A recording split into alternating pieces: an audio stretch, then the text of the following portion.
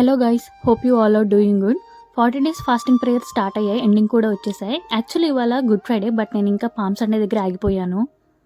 ఈస్టర్కి before Sunday వచ్చే సండేని palm Sunday అంటారు. ఈ సండేతో హోలీ వీక్ స్టార్ట్ అవుతుంది. యేసు ప్రభు యెరూషలేంలోకి విజయప్రవేశం చేసిన రోజుని పామ్ సండే అంటారు. ఇక్కడ ఉన్న ప్రజలంతా ఆయన వారిని పరిపాలించే రాజుగా భావించి ఆయన్ని తాటికొమ్మలతో ఖర్జూరపు మట్టలతో వాళ్ళ బట్టల్ని పరుస్తూ ఆయన్ని ఆ నగరం అంతా ఊరేగిస్తూ వెల్కమ్ చేస్తారు. పూర్వంలో తాటికొమ్మలు విజయం, రాజ్యాధికారం, గౌరవానికి ప్రతీకగా ఉండేవంట. ఆ కాలంలో మట్టలు యూదుల స్వాతంత్రానికి జాతీయ విజయ చిహ్నంగా కూడా వాడినట్టు తెలుస్తుంది. సో యేసును రోమన్ల నుండి విడిపించిన రాజుగా భావించి విజయానికి గుర్తుగా ఆ మట్టల్ని వాడతారు. అండ్ బట్టల్ని పరుస్తారని చెప్పా కదా, దానికి మన హృదయాల్ని అలా ఆయన కోసం పరవాలి అని మీనింగ్ అనమాట. పామ్ సండే అనగానే గాడిద పిల్ల గుర్తొస్తుంది అందరికీ.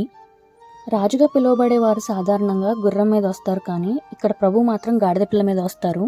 గుర్రం శక్తికి, యుద్ధానికి సూచకం. రాజు గుర్రం మీద వస్తే అది యుద్ధానికి సంకేతం, కానీ అదే రాజు గాడిద మీద వస్తే శాంతికి సంకేతం. ప్రభు ఆయన ఎంత తగ్గించుకున్నారో, ఎంత దీనత్వంగా ఉన్నారో తెలియజేయడానికి గాడిద పిల్ల మీద వస్తారు.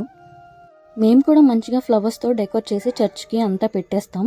ప్రభు సిలువకు అప్పగింపబడాలి కాబట్టి శిష్యులకు రొట్టె, ద్రాక్షరసం ఇచ్చి పాదశుద్ధి చేసి గుడ్ ఫ్రైడే రోజు సిలువకు అప్పగించబడతారు. ఇది గైస్ పామ్ సండే స్టోరీ. నాకు తెలిసింది ఇంతే. అండ్ మీకేమైనా తెలిస్తే let me know in the comment section. And bye.